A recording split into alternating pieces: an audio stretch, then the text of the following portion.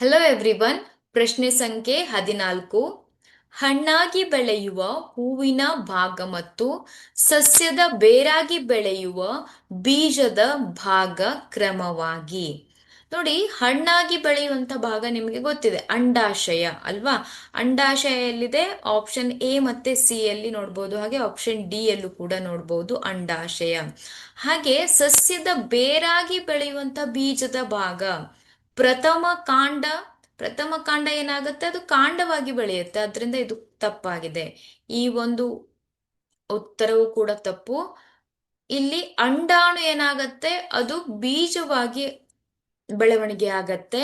ಹಾಗೆ ಬೀಜದಲ್ಲಿ ಪ್ರಥಮ ಮೂಲ ಅನ್ನುವಂಥದ್ದು ಏನಾಗತ್ತೆ?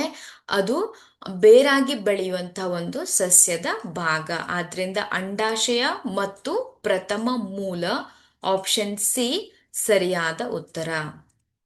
Thank you.